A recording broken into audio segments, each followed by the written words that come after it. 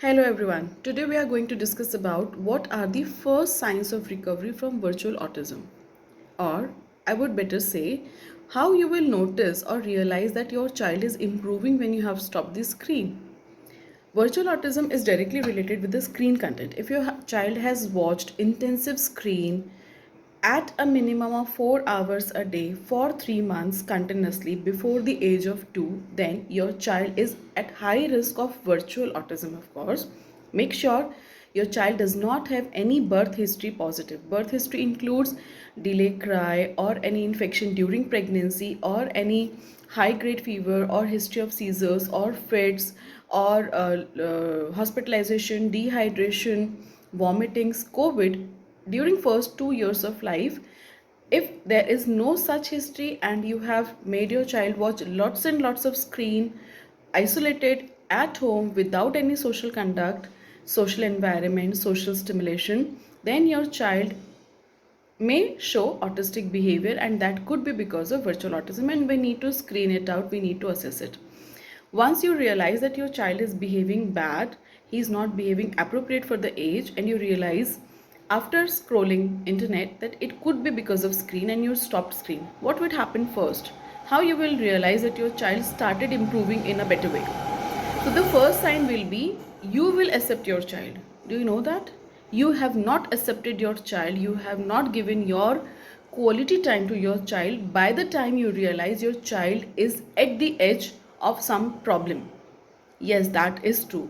आपने अभी तक अपने बच्चे के ऊपर ध्यान नहीं दिया है कि आपके बच्चे को आपकी ज़रूरत है. आपका बच्चा स्क्रीन के साथ बोल रहा है, खेल रहा है, खा रहा है, पी रहा है. यहाँ पर एज पेरेंट्स आप सेटिस्फाइड थे. यू नेवर थॉट ऑफ कि आपके बच्चे को आपकी ज़रूरत है. जब डॉक्टर के पास किसी रूटीन चेकअप के लिए या फीवर के लिए गया और डॉक्टर ने वार्न किया कि अरे यार ये सुन नहीं रहा है, बोल नहीं रहा है, रिस्पॉन्स नहीं कर रहा है नेम के लिए, eye contact, name response, hyper activity, ये 3 चीज़ पहली चीज़ होती है जब कोई थर्ड पर्सन आपको बताता है या किसी और के बच्चे को देख के आपको समझ जाता है. 90% केस में दीज वर दी सिम्टम्स जब आप लोगों को समझ आता है कि आपका बच्चा रिस्क पर है.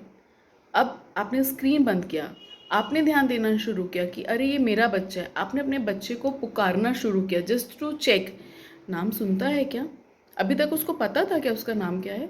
Did your child ever realise what is his name you are ought to call him? You have never called your child by name. आपने स्क्रीन ऑन किया, उसको बैठाया and started feeding with a spoon. आपने literally खाना ठूसना शुरू कर दिया.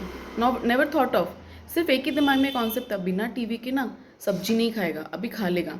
Of course, he doesn't realize the taste of vegetables. He doesn't understand difference between what is potato, what is onion. Then how he will realize?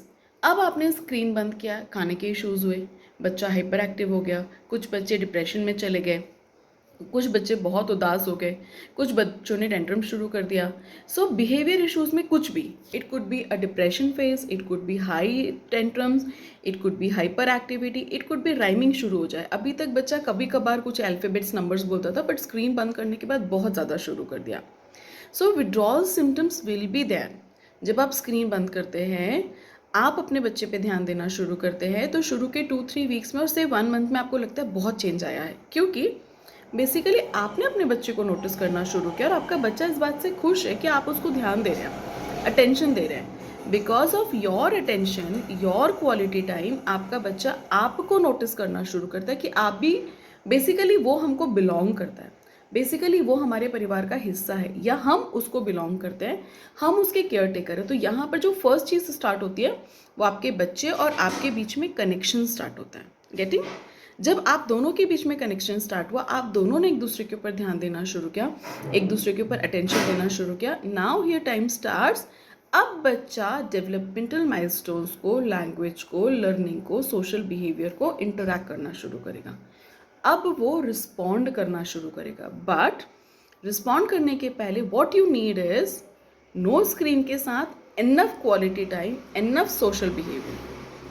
जितना आपने अभी तक miss किया है, जो आपने अभी तक नहीं दिया है, आपको अच्छी खासी मात्रा में वो सब सप्लाईज देने पड़ेंगे, बिना परेशान हुए, बिना एग्रेशन के, बहुत ज़्यादा पुशिंग कमांड्स के नहीं, और पैम्पर करना है बट उतना जितना कि ज़रूरी है.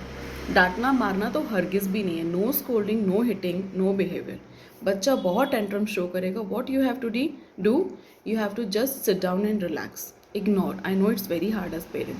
आपका बच्चा टेंट्रम कर रहा है, घर में हो, पब्लिक प्लेस में हो, और आप बहुत परेशान हो जाते हैं कि कैसे सेटल करूँ.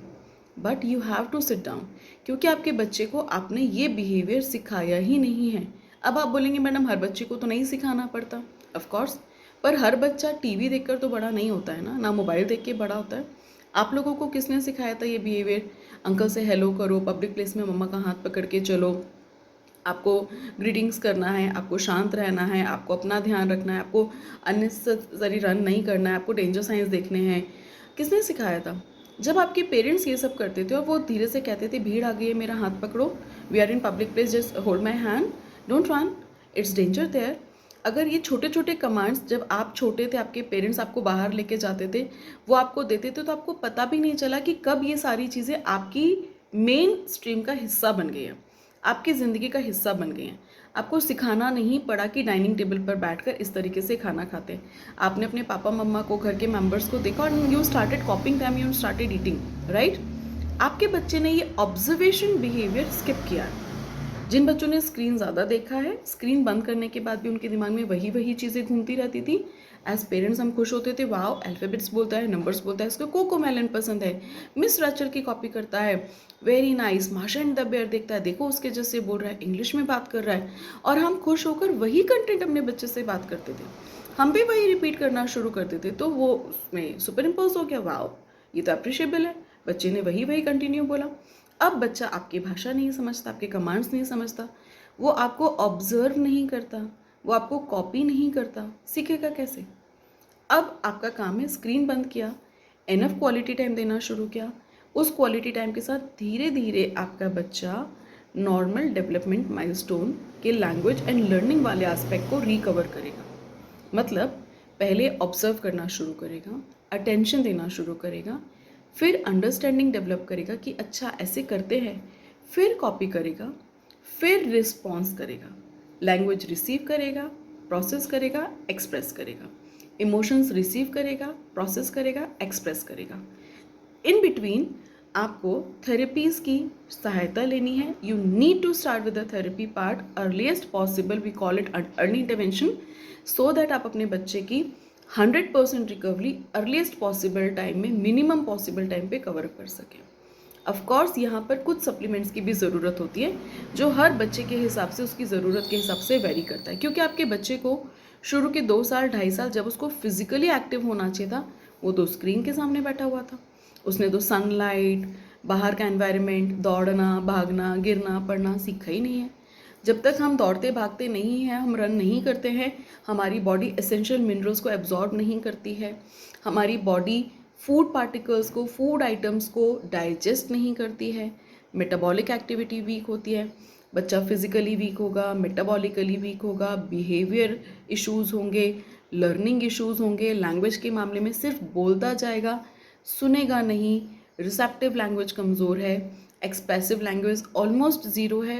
लैंग्वेज के नाम पे सिर्फ वही कंटेंट या इमिटेशंस है जो उसने स्क्रीन पे देखा है. ये सारी चीज़ों को कवर करने में टाइम लगेगा, टाइम के साथ पेशेंस लगेगा, पेशेंस के साथ टेक्निक्स लगेंगी. So as parents you have to revise your parenting techniques now. सिर्फ स्क्रीन बंद करके घर पे बैठाने से काम नहीं होगा. Of course you have to start with early intervention. बच्चा छोटा है, 2 साल 2.5 साल की एज में है, home therapies will work as magic. 2.5 साल से ऊपर हो चुका है, 3 साल अप्रोचिंग है, चेंजेस नहीं है, start with professional therapies. But never ever miss parenting tips at home. घर पे क्या करना है, कैसे करना है, ये आपको सीखना बहुत ज़रूरी है. क्वालिटी टाइम देना है, किस चीज़ को कैसे सिखाना है कि आपका बच्चा आपको ऑब्जर्व करे. एक दिन में, हफ्ते भर में, 10 दिन में नहीं होगा. आपके बच्चे ने घंटों स्क्रीन देखा है, घंटों स्क्रीन देखने के बाद वो चीज़ें उसके दिमाग में एब्जॉर्ब हो चुकी हैं डीपली. वही alphabets, Johnny Johnny, wheels on the bus, same rhymes repeat हैं. हर चीज़ को देखकर बच्चा उसी को रिलेट करता है. Now it's your time. आपको वो वाले स्टिमुलस के ऊपर सिखाना पड़ेगा. हाई ऑडियो विजुअल कंटेंट देखा है, स्क्रीन्स देखी हैं, बहुत मेलोडियस साउंड्स देखी हैं. अब आपका इनपुट उससे ज़्यादा एक्टिव होना चाहिए, उससे ज़्यादा इंटरेस्टिंग होना चाहिए. तभी बच्चा आपको ऑब्जर्व करेगा। घर पे टेक्निक्स के मामले में household course are better. घर के हर चीज़ के बारे में काम कराओ। ऐसे नहीं सिखाना है बेटा ये ग्लास है, इट्स लाइक चलो ग्लास में पानी लेकर पापा को देकर आते हैं, ग्लास से पानी पियो, ऐसे पकड़ो ग्लास को, पियो, वेरी गुड। नीचे से थोड़ा सा सपोर्ट करके रखो, शुरू के बैलेंसेस हैं। बच्चा गीला होगा, गंदा होगा, फाइन, क्रैंकी होगा, इट्स ओके, बट धीरे धीरे ये पैटर्न्स उसके ब्रेन में आएंगे कि ये काम मुझे करना है and it's natural, it's normal, तभी आपका बच्चा ठीक होगा। सो आई रिपीट, स्क्रीन बंद करने के बाद क्या होगा, पहली चीज़ आप दोनों एक दूसरे को एक्सेप्ट करोगे, आप दोनों एक दूसरे को नोटिस करोगे। आप दोनों मतलब आपका बच्चा और एज पेरेंट्स आप और फैमिली मेम्बर्स, आप लोग एक दूसरे को एक्सेप्ट करोगे कि हाँ हम एक दूसरे को बिलोंग करते हैं। फिर आप एक दूसरे को ऑब्जर्व करोगे, आप उससे सीखोगे, वो आपसे सीखेगा। आप सीखेंगे कि इसको कैसे सिखाना है, वो सीखेगा कि इसको कैसे करना है। उसके बाद स्टार्ट होती हैं डेवलपमेंटल माइलस्टोन्स की स्किल्स। Is that okay? हम अगले चैनल में बात करेंगे how to cover up with the developmental part. Fine. So stay safe and stay smart, parents. Happy parenting.